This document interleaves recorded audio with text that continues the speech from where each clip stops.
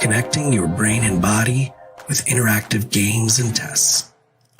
Why is there no physical activity in today's health physical? Trazer is an holistic technology used to rehabilitate, prevent falls, and improve sport performance.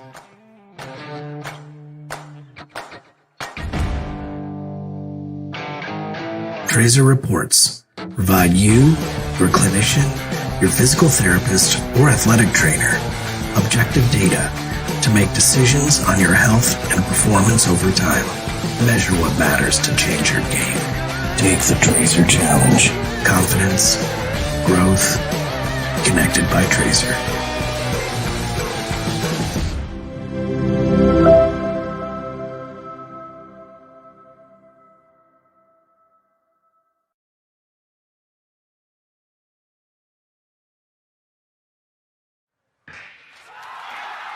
Ball gets out pretty well, so does Rogers. Come next to it. Ward once again to the sideline. At Fusion Sport, we're all about driving human performance. We develop and support a range of technologies all designed to assist people to be their best. Smartabase is used by hundreds of elite sporting organisations across the globe, and more recently has been used by the military and performing arts as well. Our Smartabase technology has at the heart of it an integrated and connected philosophy. What's different about Smartabase is that it's truly flexible and self-engineerable. That really puts the power into our customers' hands, and it allows them to use it in unique ways that perhaps we haven't even thought of. Between ourselves and the rest of the field, but here comes Jemmy Stone.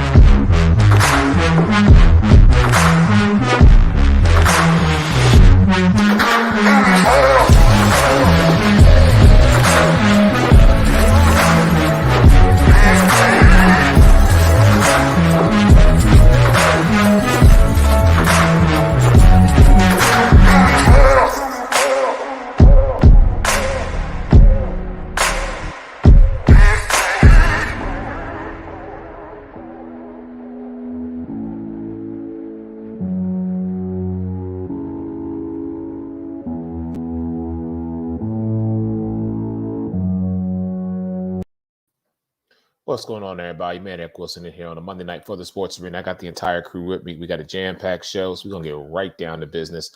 Let me go ahead and welcome everybody in. Of course, our queen of hoops, Miss Megan Price, John Shear, Sideline Sports, and Fox Sports 13 a.m., and my man Mike Caratanudo, Believe in the Pac-12 Basketball Podcast. Mike, where you at, man? What's going on?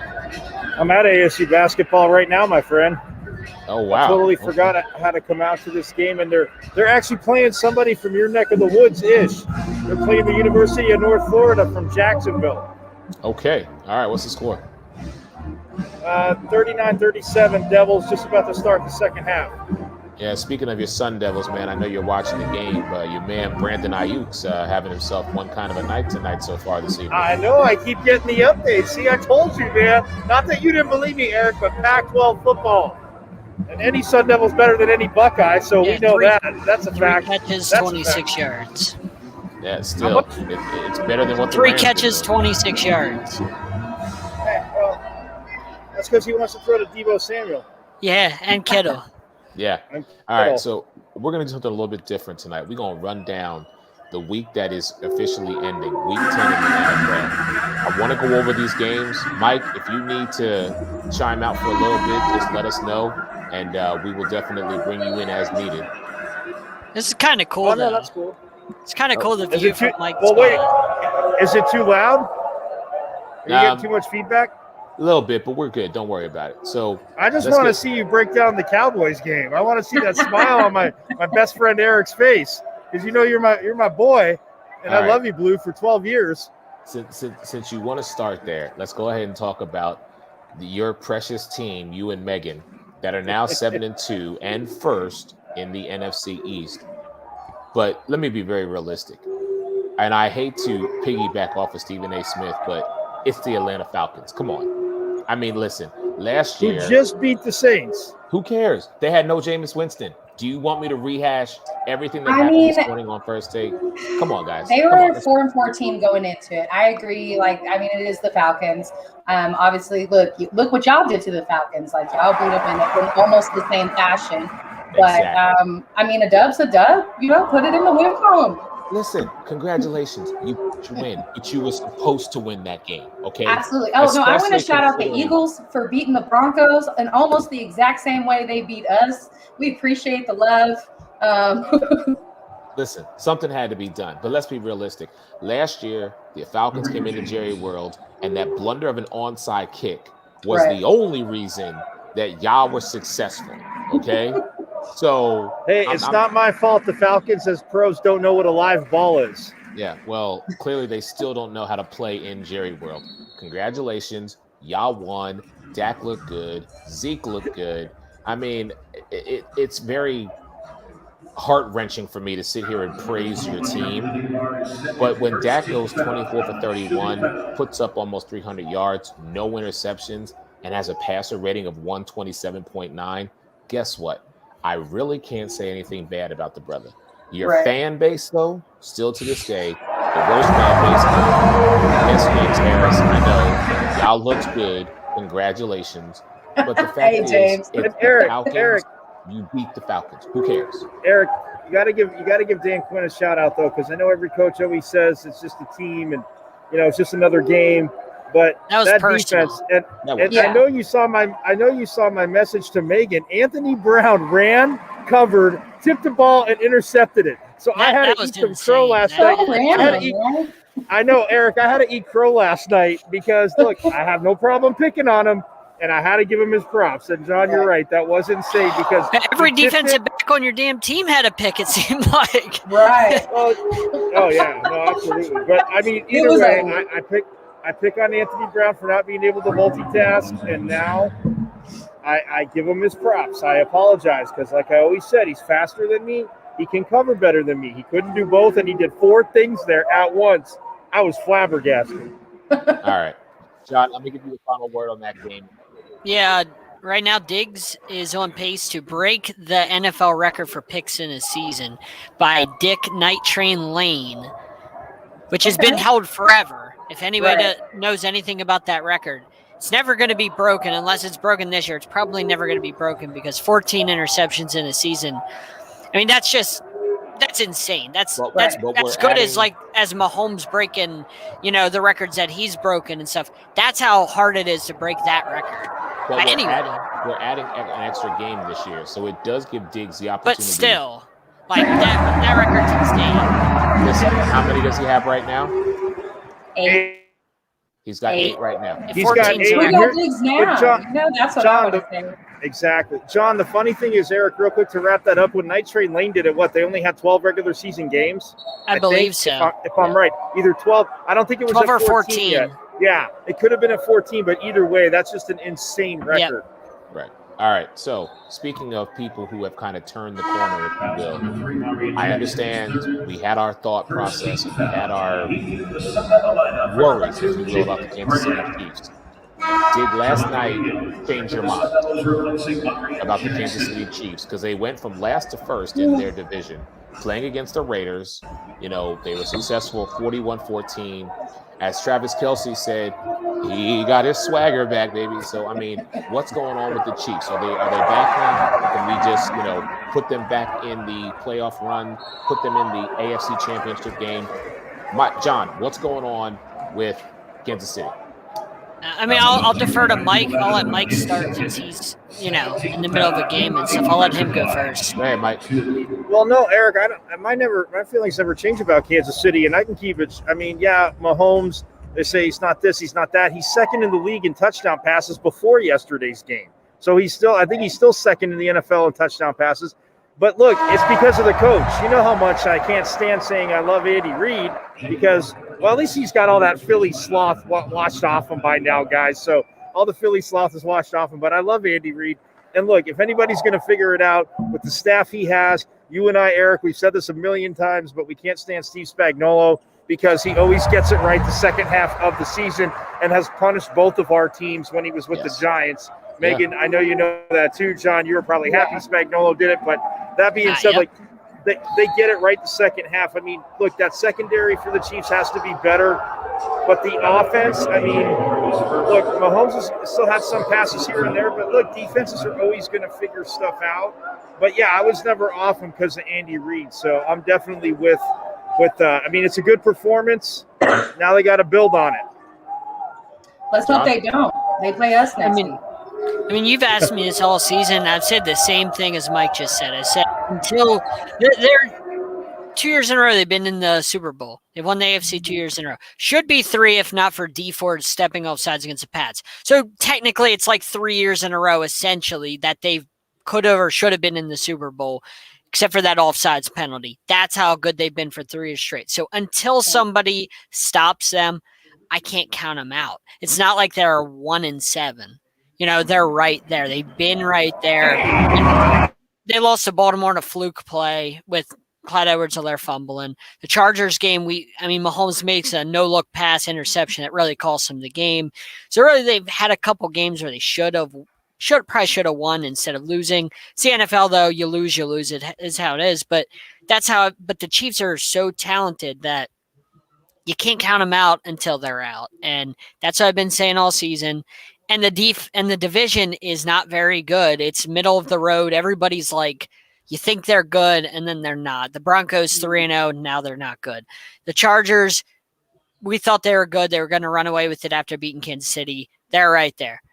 I mean, everybody in this division, the Raiders were 5-2. Now they're 5-4 after losing to the Giants and getting stomped last night. So nobody in this division's running away with it. Now that Kansas City's woken up, it's over in this division. Like, nobody's catching them. And Kansas City's going to give the Chargers their own medicine when they play again. Because in this division, you're probably not sweeping anybody unless you're Kansas City. It's really not a lot of chance of sweeping somebody. That's how the AFC West has always been.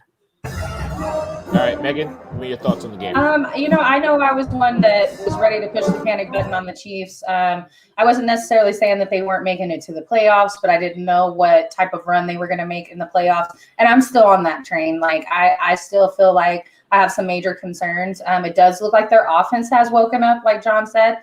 But next week they play us, and I feel like we're a very similar team. Like, our offense is very high-powered. Our defense is lacking. The same thing with the Chiefs. So I think it's going to be a huge measuring stick for both teams. Like, we're going to see. I think after this game, I will be able to tell how I feel about the Cowboys and how I feel about the Chiefs. I'm not quite ready to say, the Chiefs are out of trouble. All right. Yeah, I hope they don't get it right against us. Look, defensively, we still have, look, with Randy Gregory out, we saw it yesterday. They did get some extra pass rush. You can say it's against the Falcons. They're going to need to do that against the Chiefs. But I think Mahomes, again, Tyreek Hill, we know his speed, but they're going to bracket him. But with the Chiefs, and with the Chargers, John, I don't know if I fully agree with you because the Chargers do have the best defensive player in the West in Derwin James. That cat, he can change a game just by. Look, he's this generation's, and I'm not saying he's at the Hall of Fame yet, but he's this generation's Ed Reed. But Derwin James No. Talent-wise, he's really good, but he needs to stay healthy. That's always been his problem. Right. Bob Sanders was really good for the Colts, but he couldn't stay healthy. So. All right. Well, Bob Sanders was a little smaller, but yeah. Right. Speaking of teams that turn the page, let's talk about a team that really worse. I'm going to be very honest with you. I know that I'm overthinking this like Sean McVay right now, but the fact that Tampa lost to the Washington football team yesterday, I mean, I think that was the revenge game for Tyler Heineke. That young man is going to get himself a contract somewhere, whether he stays in Washington or goes somewhere else. But to play against a top-tier Todd Bowles Tampa defense, you go 26 for 32, 256 with 1 touchdown and no picks. Meanwhile, on the other side of the football, the GOAT, 220 with 2 and 2. I mean, this game, if there was ever a moment for a young quarterback to show up, it was yesterday, and he did it in Tyler Heineke.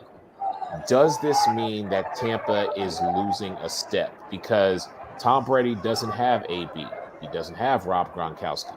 So these other weapons that surround him, Mike Evans, Chris Godwin, Cameron Brate, Leonard Fournette, it seems as though the chemistry, even though they just won a Super Bowl, the chemistry is still forming. Am I wrong in this?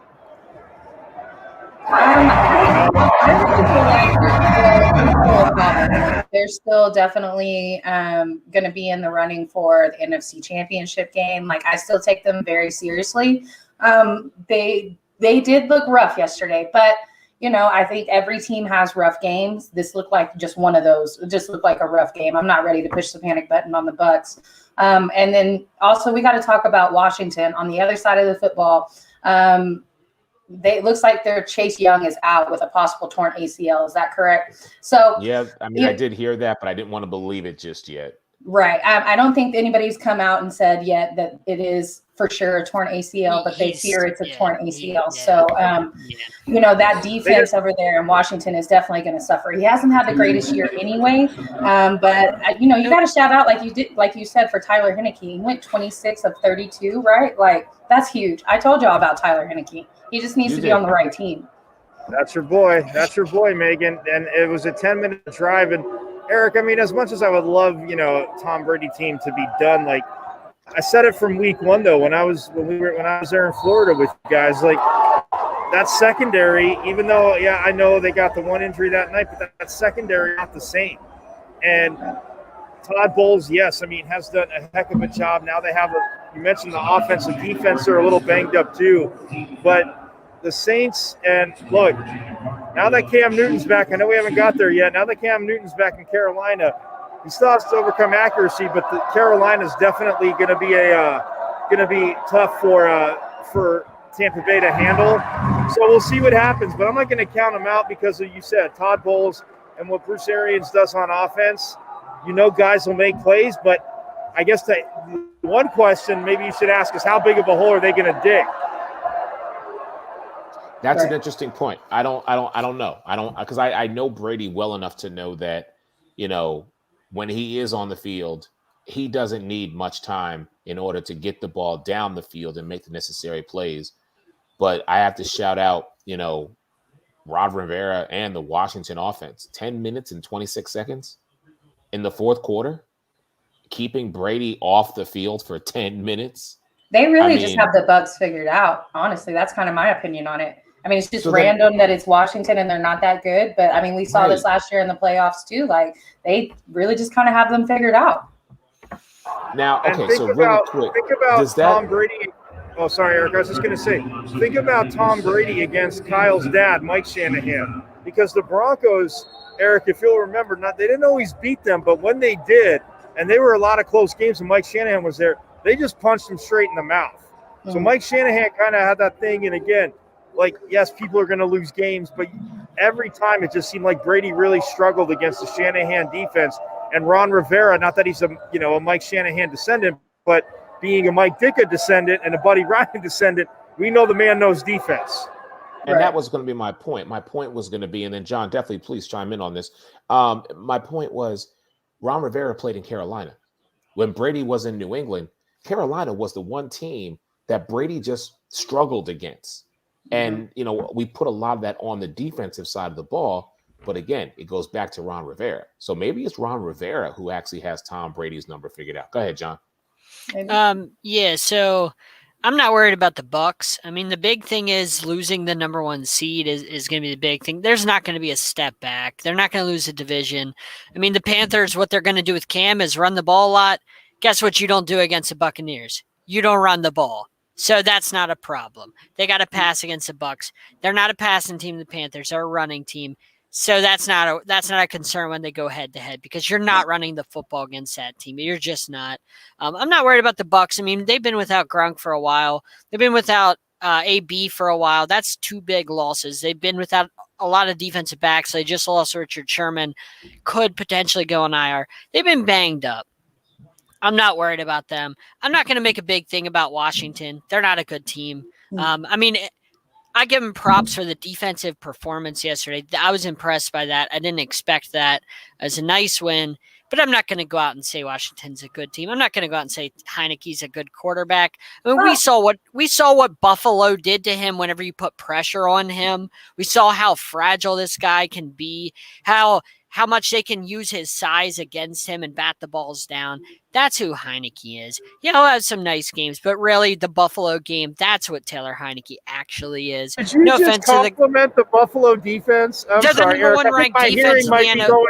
Eric, my hearing might be going bad. He just complimented the Buffalo defense. I'm a stats guy, so they are the number 1 defense in football, and they proved that Taylor Heineke's not a good quarterback. He'll have some moments, but there's a reason why Washington has, 3 wins? I mean, they're not a good football team. Yeah, but John, now they just lost Chase Young. You say Buffalo's defense. Let me just say this.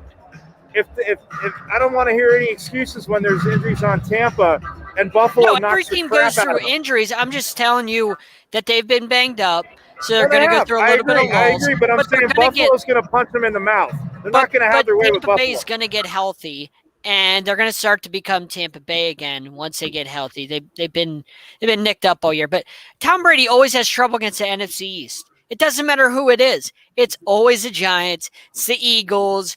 It's always except the Cowboys. He doesn't have trouble against the Cowboys. Wait a minute now. Opening night, John. He never had trouble against the Dolphins either. As much as it pains me to say it, John, we played the heck out of him. What did Tom Brady do opening night? He torched that defense.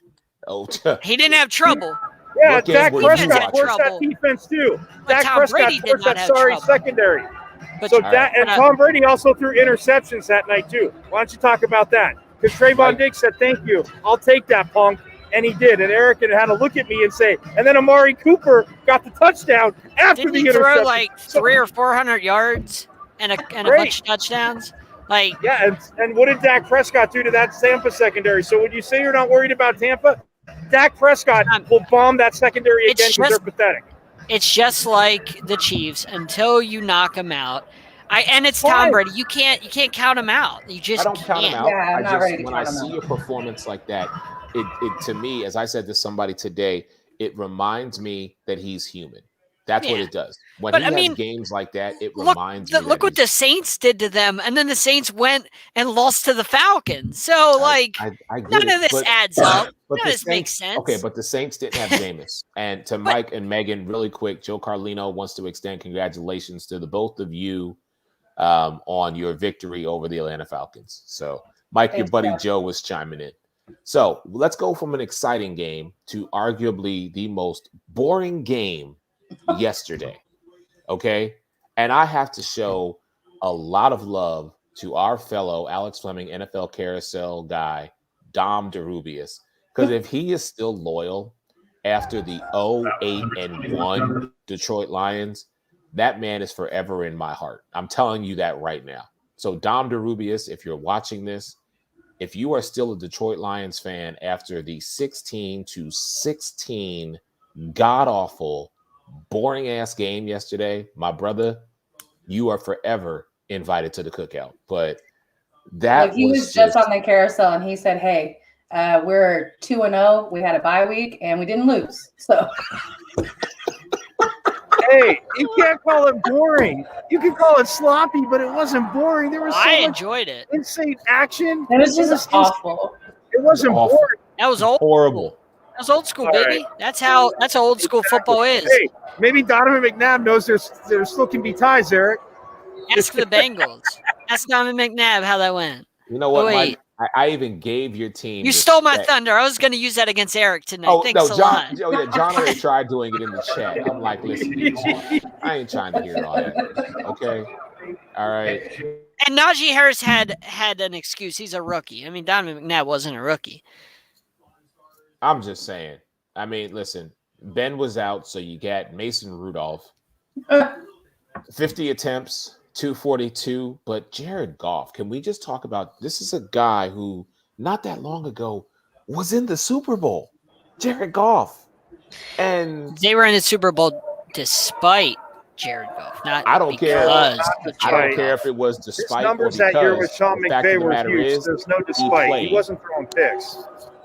I'm just he like, wasn't really? throwing This picks. is what we're putting out there? Come on. I mean, we always say Cleveland is where careers go to die. I'm thinking that might be Detroit. I'm just. Oh, no, it's definitely Detroit. Jared Goff is a bad quarterback. I mean, Sean McVay was the reason that he looked half decent because Sean McVay's system was very friendly. Completed those passes? Sean McVay was very friendly to him. Look what he's doing in Detroit. Sean McVay that's getting drugged tonight. Either way. Exactly. Either way. Is that your barometer for Sean McVay? Goff was also hurt. I mean, he's banged up and couldn't throw downfield yesterday. But either way, it was awesome. I like the old. Just so you know, let me give you a little stat. Just so you. 0-15-1 is Jared Goff's record without Sean McVay as his head coach in his career before and after having Sean McVay, when he had Jeff Fisher and when he had Dan Campbell. 0-15-1 as a starter in the NFL.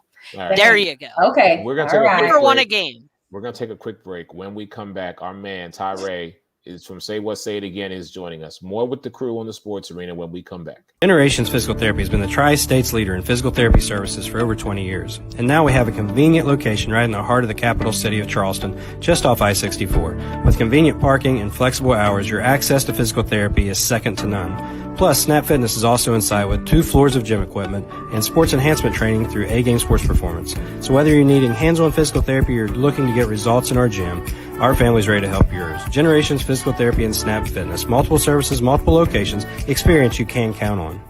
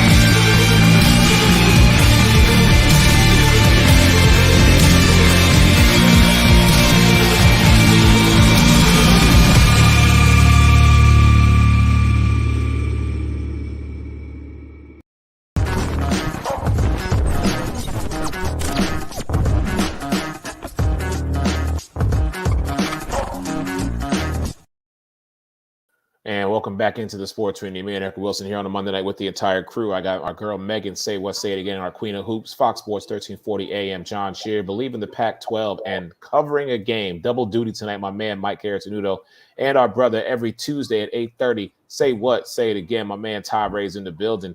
What's going on, everybody? Welcome back. Ty, what's up, brother? How are you? Boom! Like Cam Newton, I'm back, baby. I'm back just like Cam. Hey, you see it 24/7. I just woke up. We looking good.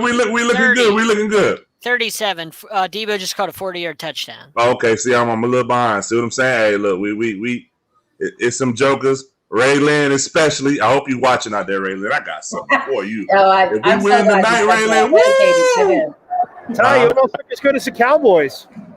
Oh, hey man, I'm gonna be honest. This is the defense that I expected to see for a better part of the season. You know, Arizona, we gave that game away. You know, against Colt McCoy. Come on, you see. Then the real Colt McCoy showed up last night.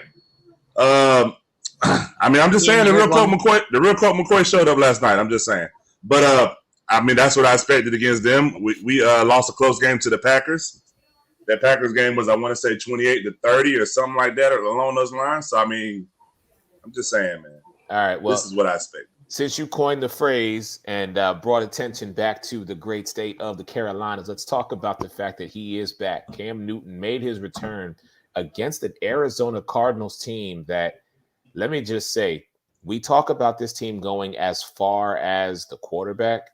Without Kyler Murray, this team right now is becoming the old Arizona Cardinals. Let me just say that. But a big shout out to Cam Newton. They are 5-5. He is back home, if you will, in Carolina. What does it say now that Cam is being back? Because our dear brother Alex Fleming told Carolina, wait your turn. And I think Cam Newton's like, nah, bro. I think it might be my time to kind of set the record straight and make some noise in this NFC South. We might actually have two teams from the NFC South represented in the playoffs. And one of those teams just might not be the New Orleans Saints. I'm just saying, after what we saw yesterday. But Megan Price and then Mike, let me get to you first, and then I'll get to the rest of the crew.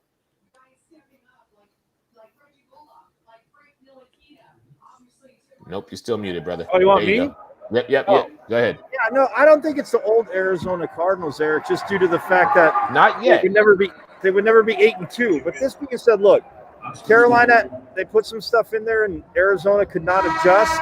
They adjusted slowly. And look, Cam Newton, hats off to him. The one thing I'm happy for Cam, I mean, I didn't think they would rotate quarterbacks and win like that, but they punched him in the mouth early, and they set the tempo. But look, the one thing we've all said about that you and I have talked about Cam before, Eric, is I can't take away his running. I can't take away his passion. But until Norv Turner got there, his accuracy was the always thing that everybody wanted to point at. Look, if he can come back and get in this Matt Rule offense and they can ease Christian McCaffrey back like they are, it's a whole different ballgame. And I'm with you on Carolina. They wouldn't have to wait their turn because, again, a healthy Christian McCaffrey is huge, especially for Cam Newton. It's just going to come down to the accuracy. But, yeah, man, look, they made the trades. I like what they have on defense. I like that in the preseason when we were all talking about him. So, look, Cam coming back there is huge for him. Can he fit into Matt Rule, what he wants to do? Yeah, when you're 6'6" and 250, I think you can fit in and figure it out. It's just he's got to be a little more accurate passing, and that's always been kind of the thorn, and everybody wants to pick at Cam Newton. But 99 out of 100, man, I'll take him because, again, there are guys going to be wide open, and when guys are wide open, we know he can get the ball down the field. All right, think of it like this, John Scheer. Cam Newton, here are his stats from yesterday. Passing, 3 for 4. 8 yards, 1 touchdown, but as a passer rating of 116.7. What? Yeah, I mean, he only threw a couple passes. Yeah, I mean, I don't look into anything about his passer rating when he threw 4 passes. It's 4 passes. It's not like he threw 25 to 30 passes. So, you can't really go by his passer rating. But, I mean, of course the Panthers were going to win this game. They have a top 5 defense going into this game. Colt McCoy is a starting quarterback. DeAndre Hopkins is out. Of course, Chase Edmonds is out. They're not a running team. James Conner averages under 4 yards per carry. That's not good in the NFL. They're a passing team without Kyler Murray and DeAndre Hopkins. Of course they were going to lose this game. Who really expected the Cardinals to win this game? The Cardinals have a top 5 defense, too, even without J.J. Watt. So, yeah. Yeah, but Christian McCaffrey was back, and he caught 10 passes. Ran the ball 13 times. That's 23 touches. Christian McCaffrey's hard to stop, even though he lives in the medical tent. You just said that he wasn't. Hold on, Eric. Hold up. Couple of weeks ago, when Christian McCaffrey went down, and I was talking about his impact, you tried to say that J.C. Horn was a bigger impact than them losing Christian McCaffrey. And me and you argue on this show. I didn't say it wasn't an impact at all. He's, of course, you said he was a bigger impact. Look at what Christian McCaffrey did yesterday.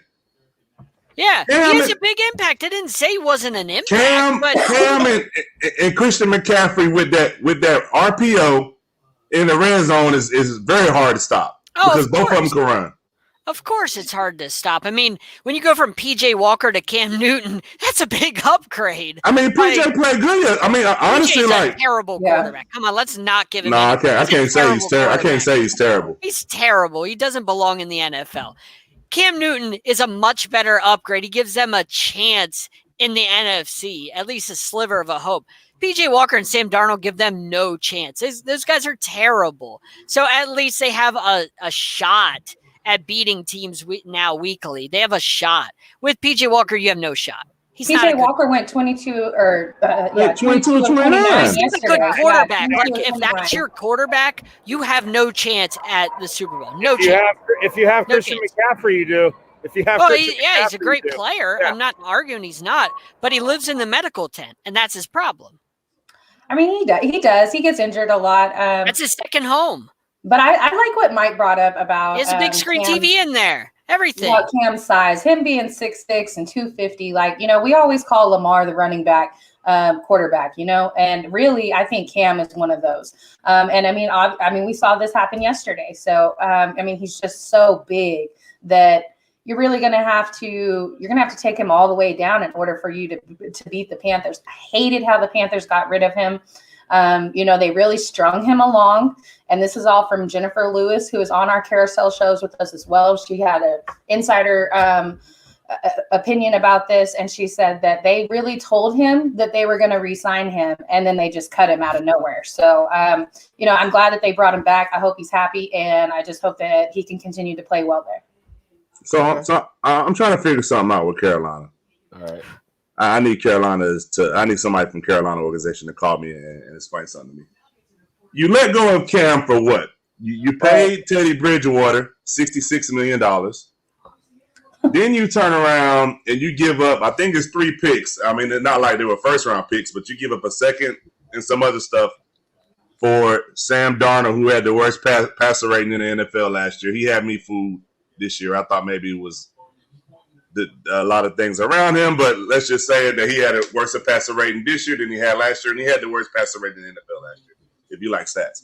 So, however, like I said, $66 million to Teddy Bridgewater. You bring in Sam Darnold. Now you have PJ, and you go back to Cam. Why get rid of Cam in the first place? Should have never got rid of him, like Megan said, and then you did it in somewhat of a shiesty way. For as bad as people talk about Cam, probably should have never got rid of Cam. I'm not about to sit here and say that Cam is the best thing since sliced bread. Cam has an issue with the accuracy, but when he's used like he's used yesterday in the goal line situations, that RPO with my guy that you said it's in the medical tip, but made a great impact, 150 yards of total offense. I mean, what can I can't deny his ability when he's playing. But I mean, even the backup isn't terrible. But Cam brings you another added dimension that you didn't have with Sam Darnold. So I mean, I think Carolina will be fine. I know earlier in the season I picked them to go 5-3 over there, the little stretch after they won those 4 games. They didn't win another daggone game. So I mean, we'll see. I like the defense. I think Cam and them will be fine if Cam can get it together. I think he showed last night on the deep ball pass that his shoulder isn't shot. A lot of people try to say that his shoulder was done like a Ben Roethlisberger type situation. So I think. All right. Well, I mean, he created a new way to throw. And that was before they even cut him. So I mean, that type of dedication right there, they shouldn't have cut him. They should have never cut him. We can all agree that point. But the fact of the matter is, it's a business. It happened. Mm-hmm. We are happy that he's back, but let's see now how it translates. This was his comeback game. He had a great game, but I want to see him now back in Carolina. I want to see him playing against these NFC South teams. And more importantly, I want to see how he plays against Tampa. Because that was a matchup that we were supposed to see back in October. But New England cut Cam, so it was Tom Brady versus Mac Jones. Well, now we actually get to see Tom Brady versus Cam Newton. And I want to see how that develops. But we'll move on. What's going on with Tampa Bay, though? Well, we talked about them, and no one's pressing the panic button yet. We're just saying, like y'all tried to press the panic button on the Chiefs, but I did. I'm just saying, man. People, now the interceptions. I'm sorry, I don't want to take over. The interceptions, Megan, I'll give you. The 10 interceptions, I got it. But if you look, I mean, coming into tonight, he's the leading He's the leading passer for yards in the NFL right now. I mean, obviously, well, I don't know. Matt Stafford isn't playing very good right now, but if Matt Stafford does have a good game, he could retake the lead. But Mike said the same thing about him, but I don't know. Like I wasn't ready to say, oh, they're not making it to the playoffs, but I just wasn't ready. I'm still not ready to say they're going to make a deep playoff run. I'm not there yet. When they play us next week, I feel like I'll have a better opinion of them and of us as well.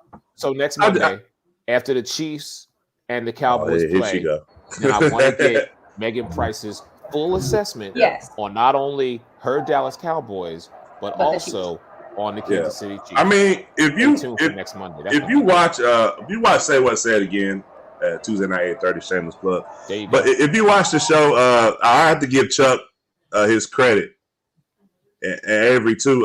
One of the things that they've both been talking about that Kansas City should do is Patrick Mahomes shouldn't try to go deep all the time. He should take the underneath stuff. Last night, I think he did a good job taking the underneath stuff. And to me, it seemed like they ran the ball. They tried to run the ball a lot more. Like, I don't know I don't have their yards in front of me right now, but I know combined they probably went for close to 100. Okay. So let's talk about another team.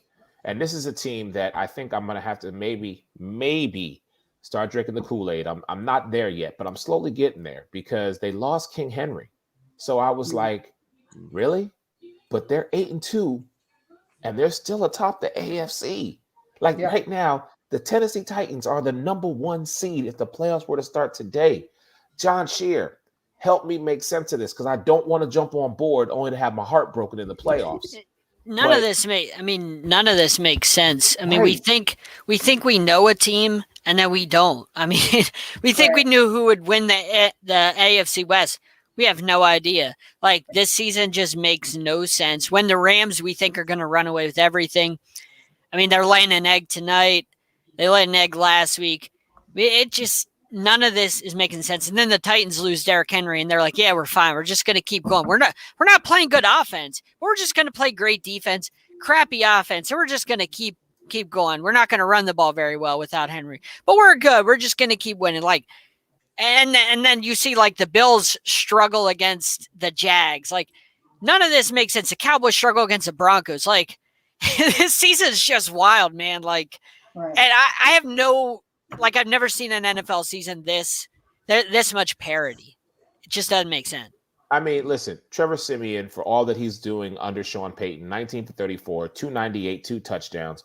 But Ryan Tannehill, 19 for 27, 213, and 1 touchdown. I mean, when you look at this, I'm like, okay, this is Tennessee's game to win, but a lot of that I put on Derrick Henry. Can somebody please tell me who is Deontay Foreman? I was former Texan. I believe he went to Texas as well. I believe he was a Texas Longhorn. He used to play for the Texans. All right, shout out to Megan and the Texas Longhorns, but I'm not talking about Longhorn football this year. How about those Kansas State? Oh no, don't try to. You got the shirt on. Come on now. I know, because did you see the ladies beat Stanford yesterday?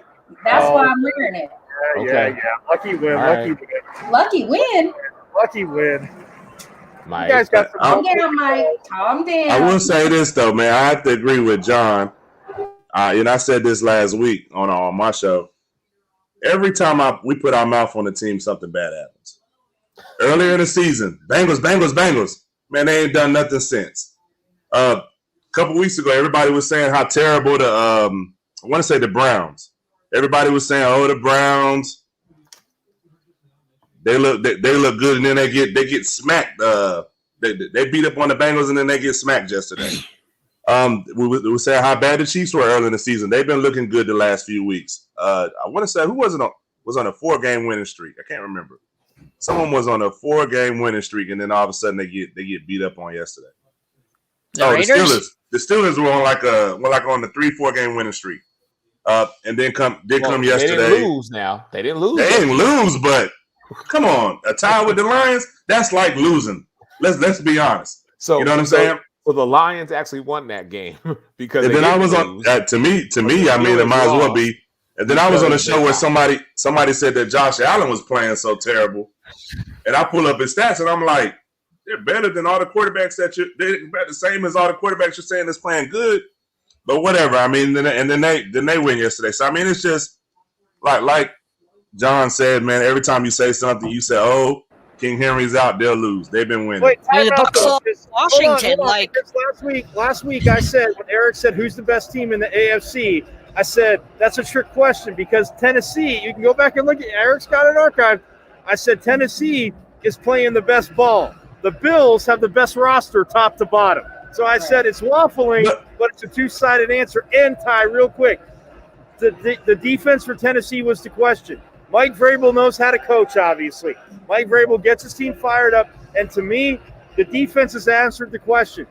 Yeah, the Saints missed 2 extra points, but they still only scored, 21 points yesterday. So that being said, like that defense so far, losing Adoree Jackson, and Alex and I were all over this.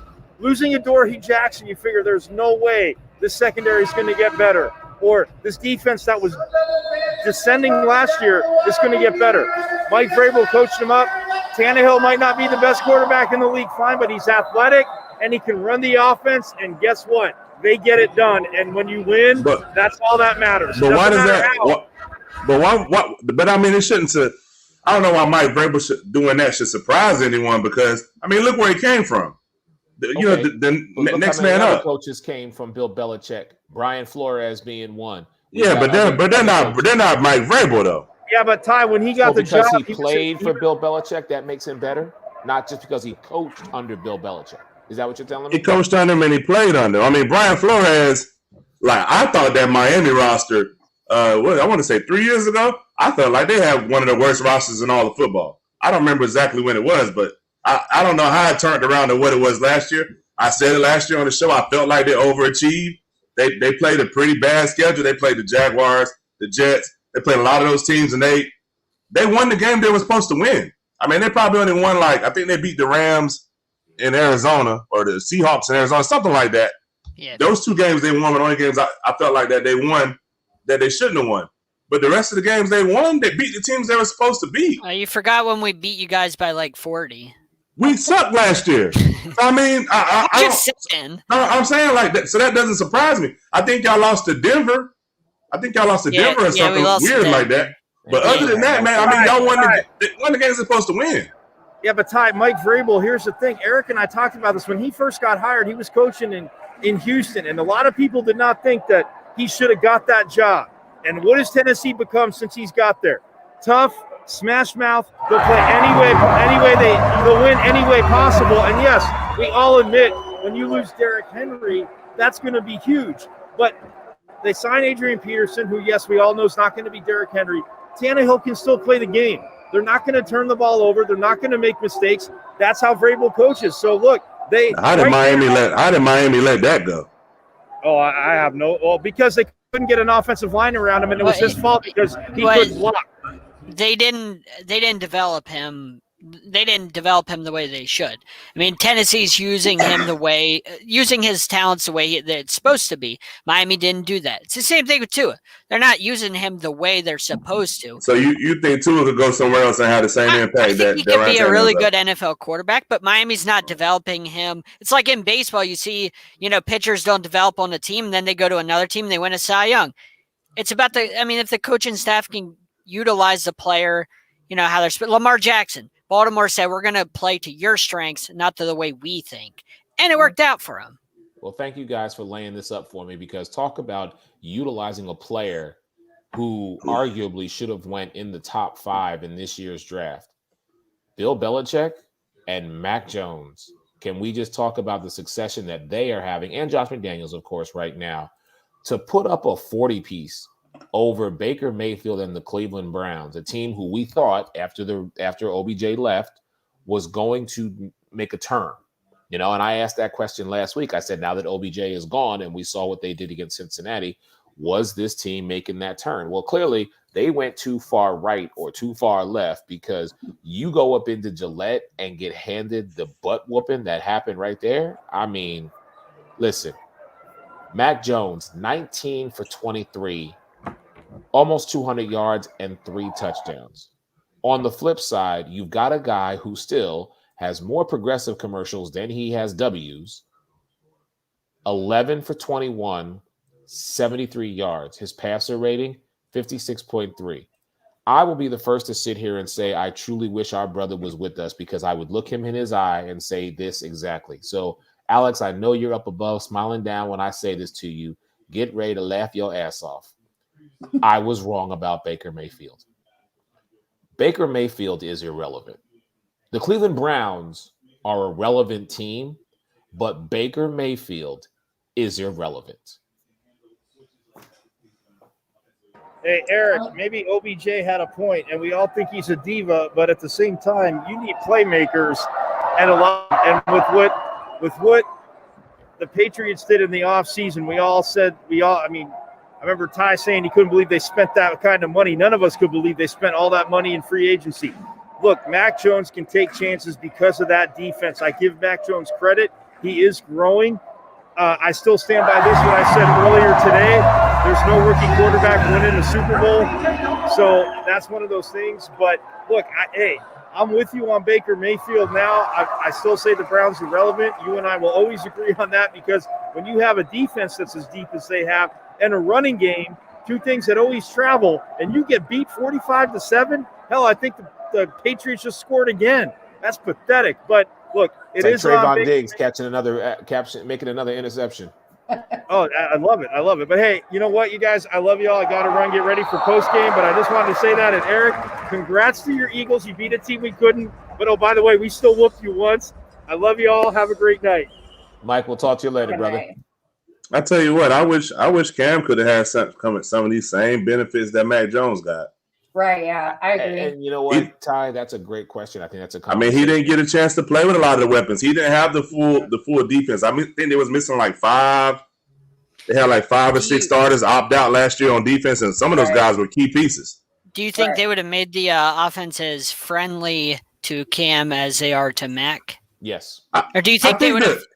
Or do you think it would be different? I think the COVID, honestly, I think that first game I seen, Cam looked fine. They made him. I think they called I want to say, was it that game when they called the weird play in the red zone and he didn't get in or something like that? Yeah. But I mean, it looked fine. And then from that point, I think he caught COVID a little shortly after that. And then it just seemed like he was never the same. So I mean, I just wish he would have got the same. I just wish I don't feel like he got it. At the end of the day, I don't feel like he exactly got a fair trade. I mean, a fair. I still don't understand how he wasn't the starter in New England. How you put Mac Jones in over him. I still don't understand. I mean, apparently they seen something that we didn't. I don't get it. Like, I feel like Cam Newton with his dual threat would have been if you're trying to get to the playoffs, if you're the Patriots this year, why wouldn't you want the dual threat guy who's won an MVP over a rookie who's never played in the NFL, obviously in the NFL? Like, I still don't understand that decision. Like, it makes no sense to me, because if you're where you're at now, you would probably be better with Cam. I mean, I would think. Yeah, but I also think too that if you're going from Tom Brady to anybody, Mac Jones, he's not Tom Brady, but I'm saying. No, but what I'm saying is, you love that type of quarterback, or that's what I'm saying, because their offense is all about accuracy. Cam is not accurate. I love Cam, but he's just not accurate. I said this once Cam was gone. I said, think about it like this: you with somebody for 20 years, okay, and then for whatever reason, y'all both go your separate ways. Your first instinct is to find someone who has those same qualities. Yeah. And that's, I think, what the Patriots did. The Patriots saw something in Mac Jones, but what they saw more than anything was familiarity. They saw this guy who is not Tom Brady, but has the same physical, accuracy and maybe mental toughness and whatever, durability. And they said, oh, okay, we know this. We like this. So we're going to go get this. And the fact that he fell to them, Belichick didn't have to move up. He didn't have to go down. He was right where he needed to be. While other teams were making moves on draft nights and jumping up and coming back and doing this and doing that, Bill Belichick was even keel because he knew, okay, Mac Jones is coming to us. And now they're seeing the fruits of that. So let's move on really quick. We got a couple more games here before we get out of here tonight. Can we talk about Buffalo and the Jets just for a moment? Yeah. I mean, listen, Buffalo 6-3, Josh Allen bounce back game, 21 for 28, 366, 2 touchdowns. But can we talk about Mike White for a minute? This young man has come out of nowhere and is making a true name for himself. Now, yeah, yesterday, not a good day for him. 4 interceptions. 4 picks, 4, I know, but it's against that Buffalo defense. Career over for Mike White, man. I'm sorry? Career over for Mike White. Go. He got exposed. Find Zach Wilson, man. Okay. Where's he at right now? All right. Then we can keep it moving. Mike White. I wanted to ask that question. He had his Lynn Sanity moment. Jeremy Lin, aka Mike White, put him back where he was. Get Zach Wilson back out here. Honeymoon is over. All right, Mike, Megan. John, Megan. Anything? I mean, I'm inclined to agree. I do think that it was it's a tough team. This could have happened to, anybody that plays Buffalo it's gonna be a tough game. As we know, like their roster's the best roster on paper. And they were able to execute that against a team that, it's the Jets. I do think still Zach Wilson should be their starting quarterback over there, and that's who they need to ride with. But I don't think that Mike is a bad backup. Okay. All right. John Scheer, you're quiet. I know it's Buffalo. One of your you don't really care. Mike White's he had one good game. That's nice. Everybody has Kevin Cobb threw 7 touchdowns in a game. Is it him or Nick Foles? One of those two. Nick Foles. We know where's he at? Come on. Right. Everybody has their good games. It happens in the NFL, but Mike White's not a starting NFL quarterback. Buffalo exposed him yesterday, and that's just that. The only reason Zach Wilson's sitting is because he's been terrible this year, and they don't want to put him in more danger and ruin his psyche, I think. That's probably why. Okay. So that's why they went and got Flacco, is to protect the kid and let him just learn from a veteran like Flacco. Right. That's my opinion. That's what I see, because Zach Wilson's just going through more than growing pains. He is raw right now. He's not ready to be an NFL starter. So, and some guys are that. And so you got to have Flacco in there to kind of show him the ropes, let him learn the rest of the year, maybe even next year, just so he can see what it's like to be an NFL starter. That's what I think that's happening the rest of this year. That's why he's not in. Otherwise, you would put the number 2 pick back in. Some are leaders. Some are men. Let's keep it moving. He's on the Jets. He's on the Jets. But that's what I'm saying. From the general manager's standpoint, how successful can I expect someone to be when I put you out there and the offensive line isn't very good? You don't really have. Well, I look at other people. You're like, damn, they got Ferrari, Lamborghini, Rolls Royce in their garage. I got a Honda, a Kia, and something else. Come on, man. These dudes don't have. Some of these cats don't have adequate weapons. Right. I'm not knocking Zach Wilson. I'm not saying you are. I'm not saying you are. I'm just saying in general, I'm just looking at it from a general manager standpoint. They're so quick to cut these quarterbacks or fire these coaches when you haven't given them the tools to be successful. I'm asking you to build a house, and all I gave you was some tape and a couple pieces of wood. I didn't give you no nails, no hammers, no nothing. Right. They expect you to come to the job with all the skills. That's what. So, all right. I guess. Jacksonville almost came back on Indy, but it was for naught. The Indianapolis Colts, 5-5. Trevor Lawrence, let me ask this question. Is he getting better? Are we seeing him progress as the weeks go on? Yes or no? I'm ready to say I feel like I see him improving. I don't like the coaching matchup there whatsoever. I think that's a huge problem over there. I don't like their head coach at all. I don't think he's a good fit for that team. It's hard when you're the number 1 pick. The chance of bust is so high. So, and you're going to one of the worst teams. That's why you're the number 1 pick. And I don't know. I'm not ready to say that he's going to be good, but I think he's improving. I think this win though speaks more to the Colts and the struggles they're having. You really almost lost to the Jaguars. Very true. Very true. John, Ty, what you got for this game? For me, I don't know, man. I just feel with the NFL and with football, I feel sometimes we're just so back and forth. A lot of people told me that Trevor Lawrence was the best prospect they've seen since Peyton Manning. He gets in the NFL, and now people are saying that they don't see it. I mean, obviously, when he's in college, and he has people. What? Who told me what? Who told you that Trevor Lawrence was as good as Peyton Manning? I didn't say that. I said they say he's the best prospect. Comparison, yeah, prospect-wise. Yeah, everybody has said that he's the best prospect they've seen since Peyton Manning or maybe Andrew Luck. Yep, that's what everybody was saying last year. Drug tested. Go ahead. Hey, they're not go back and watch all the experts. They're telling you that when all the quarterbacks were coming out, they were saying that the only quarterback that's a surefire is Trevor Lawrence. Nobody else is 100%. You know what I mean? So I mean, they said that. He's on the Jaguars, like we just said about Zach Wilson. I got you. And I was just about to say that, Megan. But when you got ETN and all these other guys on your team, and you got the best defense in college football, one of the best defenses in college football, I mean, you're going to look great. Mm-hmm. Now, welcome to the real world. Right. Well, I mean, and that's why when you get drafted first or second like that, you're not going to good teams. That's there's a reason, and I said this whenever we made the picks about the Jags at the beginning of the year.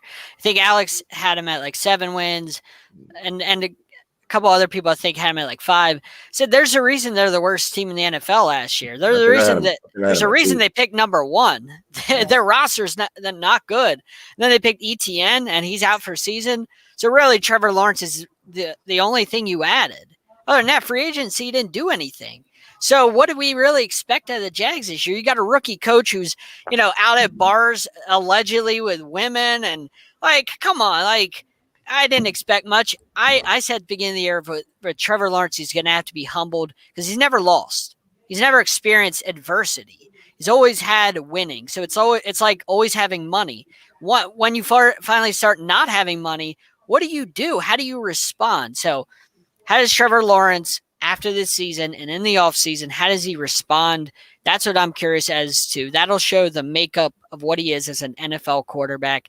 If he can take that and learn going into next year, because I'm not worried about this year. We know the Jags are bad, but it's about how he looks at the tape going into next year and kind of adjusts his game. And that was my knock, is that he's going to have to be humble and get used to losing the first couple of years. If he can't handle that, the NFL's not for him, because he's not going to win the first year or two with the Jags. He's going to have to eat those L's. But if he can make those better around him, then I think he could be a really good quarterback. All right. So let's keep it moving. And Ty, I'm going to let you have your moment, because I still say it's career over, though, for this guy, even though he did pull off a victory yesterday in SoFi Stadium. 25 for 37, 294, 2 touchdowns, and a passer rating of 109.5. He couldn't get it done for me against Megan's Dallas Cowboys, but he did show up against the Los Angeles Chargers yesterday. Cousins. Yeah. Go ahead. The Chargers are another team, man, that, a lot of people, oh, man, Justin Herbert and the Chargers and this and that. I mean, we seen it yesterday. The Vikings are, I don't know, man, how to explain them. They should on paper. They have one of the best offenses, but it just doesn't seem to. It's just like everything isn't coming together. It's like making some spaghetti or something, and you're like, oh yeah, I got everything right, and then you taste it and something's off and you can't fix it. And then that's kind of how the Minnesota Vikings are. Like on paper, you're like, man, this team is. They have everything. You have the top 5 running back. You got Justin Jefferson, probably the best young wide receiver in the NFL. If you want to go with guys, 3 years or under, he's probably the best. You have the vet. You have your veteran wide receiver too as well. So you have that, and then Kirk Cousins, he's probably top 10 in every major statistical category. But then it's just like something just doesn't work. What is that one thing, John Shear, that doesn't work for the Minnesota Vikings? It's Kirk Cousins. Okay. Actually, there's 2. We were still on the same page. Thank you, it's John. Not just Cousins. It's Mike Zimmer. Mike Zimmer has had this team underachieving for a long time. They should be better than they are, and they just continue to underachieve. They overachieved with Case Keenum. I mean, they got lucky with the Minneapolis Miracle, so they got further than they should have with that. But, this team should be better, and Mike Zimmer just can't get the job done. And I've been saying it for a while that they just need a new leader. They need a new voice. It's not a knock against Zimmer. He's not a terrible NFL head coach, but you sometimes in sports, you need a new leader, manager in baseball, whatever it is. You need a new leader in that spot eventually. And the Vikings have been at that point for a couple years. They need a new coach, a new voice, and they need a new quarterback. Cousins is a solid quarterback, but you need an elite guy at that spot. That's what they're lacking. They've been lacking it for a very long time. Dante Culpepper was the last time they had close to that status, was the last time they had anything close to that, when him and Randy Moss were together and they were just torching people. So I'm just confused by something, right?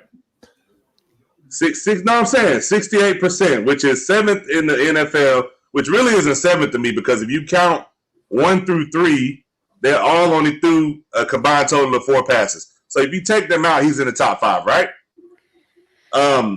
Now, granted, he doesn't throw as many touchdowns as you would think. He only has 18, which puts him at 8th. 2 interceptions now. So he has a completion percentage. He's not turning the ball over, right? Yes. When you go to quarterback ratings, he's number 6. When you go to QBR, he's number 11. So, I mean, I don't know how it's Kirk Cousins. Now, should he be throwing for more touchdowns with those weapons? Yes, I agree. But I need to know what exactly is it that he's not doing right. What is he doing? What is he doing right? What I just gave you his numbers. Tell me what's bad about him. If your quarterback has 18 touchdowns and 2 interceptions, and he's top 10 in every major statistical category, I don't get it. But he's not top 10. He's 11 in one of them, you just said. He's 11 in one of them. But what I'm telling you is you got guys in here, like, for instance, with the Raiders, right? Mm-hmm. Derrick Henry is number 1 in quarterback rating. Come on, you can't count that. Derek Carr? No, Derrick Henry. Because he threw one pass. That's qualifiers. Yeah, okay. You have to look at qualifiers. I'm just telling you, if you go on and you look at ESPN.com, you look at stats, that's what it is. Qualifier, yeah. Daniel Pettis is number 2. That's why I'm telling you, you can't count that. You take that out. If I take that out, he's in the top. All right. Kirk Cousins, he's in the top. If I take that out. But I'm just saying, like, Eric. Because he's not getting the job done at the end of the day. Do you trust Kirk Cousins to drive the ball 80, 75 yards down the field to make the game-winning touchdown? Because yes. All right. Well, I got some lakeshore property in Montana that I want to sell you. But I think it's similar to Kansas City. Like, stop trying to go for the home run balls. Take that underneath stuff when it's given to you. Okay, well then why hasn't he done that? He's a more seasoned. It depends on how they're calling the plays. All right, I think that's the problem. I think it's coaching. I think it's the play calling. I think it's both. I'm like John Shear. I think it's both. I think Zimmer needs to go, and I think Kirk Cousins needs to go. A new voice and a new leader on the field, I think, is going to make Minnesota more dominant than as currently constructed. That's how I feel. I've said it for a while. I mean, Kirk Cousins has these games where he'll throw you 350 yards and 4 touchdowns, and it's great. And then he has another game where he just doesn't show up, and it's 105 yards and no touchdowns and 2 picks. I always say that about him, and that's what we see out of him, because just when you think Kirk Cousins, the Dallas game, that's a prime example of what you're going to get out of Kirk Cousins. Just when you think you got him figured out, that's what he'll give you. And that's the problem, is you never know what Kirk Cousins you're going to get week in, week out. You don't know if you're going to get bad Kirk Cousins or good Kirk Cousins. You need consistency. He's inconsistent, and that costs you wins, because instead of going 10-7 or 11-6, you end up losing 2 more games than you should, because he has that inconsistency and he doesn't show up the weeks that you need him. He doesn't show up against the Packers or the Bears when that game holds him out of the playoffs. That's the problem with Kirk Cousins. But this is the problem I have. I feel like sometimes it's other things on the field that impact you losing, but we blame it on the quarterback. Like, for instance, they had a game. All the praise. But in their first or second game, they were winning. Dalvin Cook fumbles the football. Right. Is that Kirk Cousins' fault? No, I mean, obviously not. It's no. I'm just saying though. So I mean, like, the defense hasn't. They're hot or cold. hot or cold. I don't understand how you can. I just something like I said, man. I'm a very logical person, and when I look at stuff, I look at logic. I just find it funny that when we want to talk about how good someone's doing, we bring stats into it. Right? It's a combination of everything. I got it, but when you say someone's doing bad, and I pull up the stats, and you can't tell me where it's bad at. I just did. I just told you it's week in and week out. He's inconsistent. You don't know what you're going to get out of him, and that's hard for an offense because you put the Cowboys game. You should have won that game. There's no reason to lose to Cooper Rush. There's absolutely no reason. That's handed to you on a silver platter, and you lay an absolute egg, Kirk Cousins. I had him in fantasy that week. He put up 13 points. You should have been dominating. That should be an easy win for you against a team that has Cooper Rush at quarterback. And you don't show up on primetime at home? So what's the difference when somebody has someone like Matt Stafford today and they didn't put up no points? Same thing. Matt Stafford, you the problem. I need Matt Stafford to show up, but I'm not worried about the Rams. They're from top to bottom. That roster's talented. I'm not worried about where they're going. I'm worried about the Vikings. The Vikings should We're talking about the Vikings. That second team. There should be 2 teams from the South, 2 teams from the North, 2 teams from the West, and 1 team from the East going into the playoffs. But we didn't say that coming. We didn't mention the Vikings coming into the season because of Kirk Cousins. I'm just saying, but you can't say it should be. But we didn't mention them because I'm not trusting Kirk Cousins, Ty. That's what you mean. I'm not trusting 2 of the 3 quarterbacks that's on the screen right now. But I mean, I don't see you dogging them. Okay, I'm not a quarterback. I don't see you dogging. No, I'm just saying, I don't see you dogging Jalen Hurts. We actually won yesterday. I don't hear him dogging Tua. You didn't ask. Okay, Ty. Since you want to go to Philly, let's go to Philly. We actually won yesterday. We went to we can't win in Lincoln Financial, but we can go to Mile High Stadium where the altitude is probably at least 16 to 20,000 feet. You want to talk about empty calories? Your boy. You want to talk about? You want to talk about empty calories? Your boy puts up a lot of them. Yeah, but we actually got the dub yesterday. But we're still 4-6. Because I got him on fantasy. He put up some good numbers, but y'all dang sure ain't winning. That's what it is. You got that agenda. You got that fantasy agenda. That's what it is. That's what you. No, man, it's not that. Heck, I got Kyler Murray, and I mean, he's not really benefiting me right now. Well, of course, he hasn't played in weeks. Time out. So you want me to talk bad about my Philadelphia Eagles off of a win? Let me do that for you, Ty Ray. No, I'm not saying talk bad about. I'm just saying in general. Y'all like to take certain quarterbacks, specifically two quarterbacks, and y'all dog them out. Derek Carr, First Cousins, right? I don't. Other people can play just as bad. I never hear anything about them. When have I ever dogged out Derek Carr? I want you to go find. Let me ask you a question. No. Let me ask you a question. Let me finish. Are you the only person on the screen right now? I'll tell you exactly about Derek. Are you the only person on the screen right now, Eric? No, right? No. Okay, then. Okay. Maybe that part wasn't for you. Okay. Just wanted to make sure. Because I was quick to be like, hold up. The person that I'm talking to knows who I'm talking to. Yeah, okay. yeah. Right? Bring up Derek Carr. How did he do yesterday? The same person that dogged him out and picked him up on their fantasy team. Whatever. How did he do against the Giants? Who, Derek Carr? Yeah, how did he do against the Giants? They didn't play the Giants. Yeah, 2 weeks ago they did. Oh, 2 weeks ago. They got beat. They got beat this week. Bad. They didn't show up. You don't got the dude that's sending all them emails out no more, man. It doesn't matter. That doesn't matter. They was winning one for the Gipper when he left, but that ship sailed. Yeah, they're 5-4 now. But I mean, it's like I said earlier. Outside of Darren Waller, what you mean? You talking about Hunter Renfrow? I mean, he got 500 yards. Hunter Renfrow has been bailing him out all year in the red zone. With less than 500 yards receiving. But he's been bailing him out in the red zone all year. How did we get to the Vegas Raiders when we were trying to talk about the Philadelphia Eagles? The fact that because he has this agenda going on against. I don't have an agenda. I mean, I don't have an agenda. I'm not You a quarterback defender. I'm not a quarterback defender, but it's just I just don't like the fact that sometimes we pick and choose who we dog out. Oh no. Guys put up like hey. You know, we sit here and we praise Justin Herbert. He put up empty calories all year last year. Okay, but I like him as a quarterback. I like him as just like my hot list. I'll give you. But I'm saying I like him as a quarterback. But I mean, when somebody's putting up empty calories, but we accuse other people of doing it, right? But then when other people do it, it's fine because we like them. Go ahead, Megan. Please go ahead, because Okay, about Justin Herbert, like Yes. every single athlete is going to have a slump of a season. We see it in Patrick Mahomes this year, and I really think that that's the same thing happening with Justin Herbert also. Dak had a couple of bad seasons. It doesn't mean he's a bad quarterback. Justin Herbert's not having a bad season. It's not bad, but they haven't. It's inconsistent. It's been inconsistent.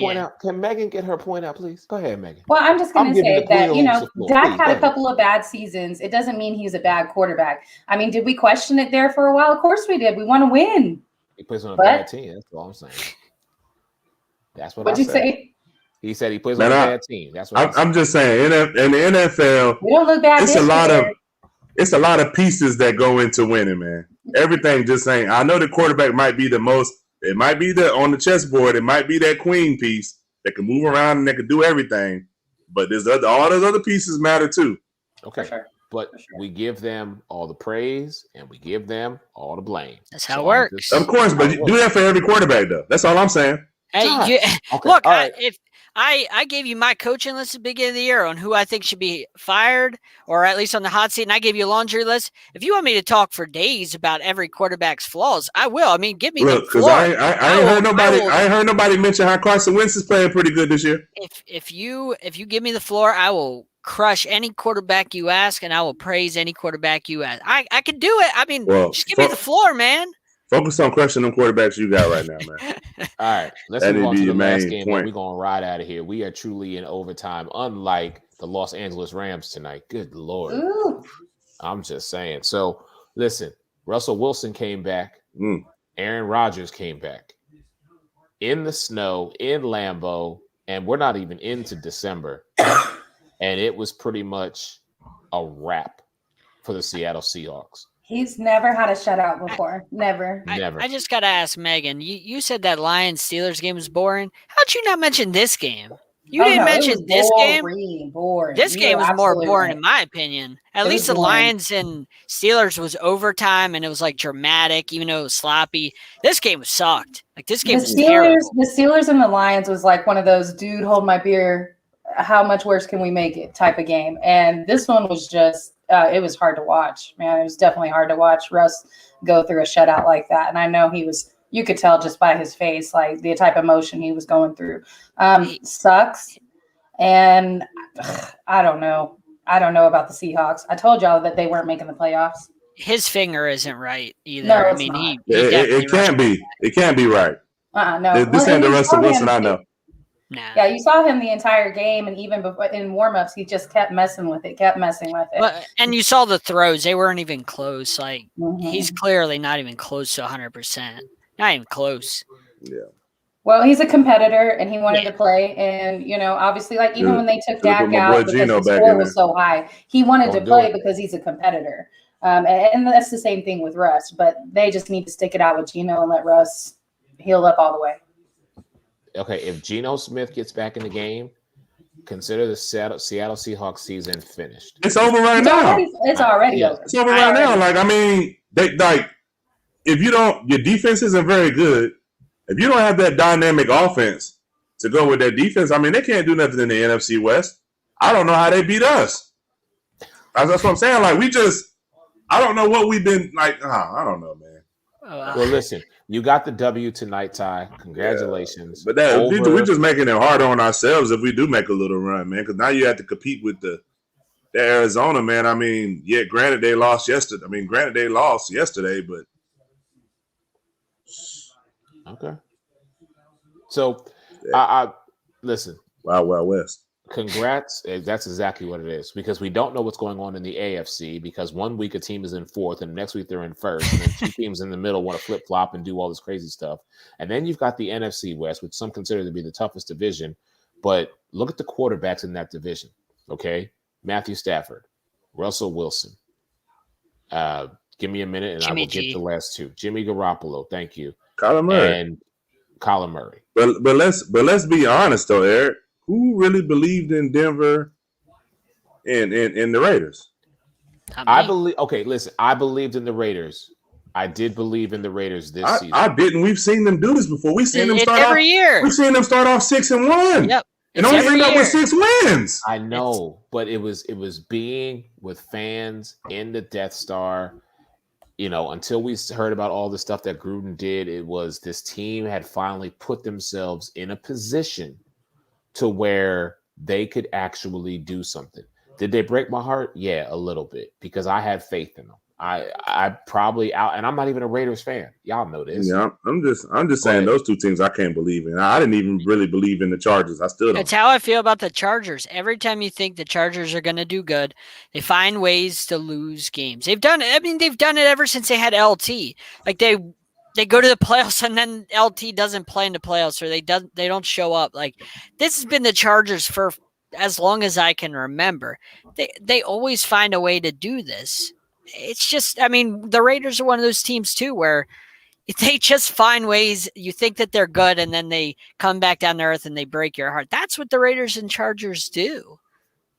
So it's a 2-horse race then, if you will, between the Kansas City Chiefs and, well, nobody. It's a 1-horse. They're racing it's against a 1-horse themselves. race. That division. Yeah, they're racing against themselves, man. So Kansas City, either you gonna make it or you gonna let somebody else get in, and it's gonna be your fault. We ain't gonna blame the other team for getting in. We're gonna blame you for not getting in. That's what we're gonna do. I just wonder why, if Kansas City knew that Von Miller was available, I wonder why they didn't make an attempt to try and get him. That doesn't because they went and got. I'm guessing because they got Melvin Ingram, and Denver probably wouldn't do an inter-division trade. Most teams don't do that. But I feel like if they wouldn't have traded, they probably would have did the same thing to him that the Browns did to OBJ, or you don't think so?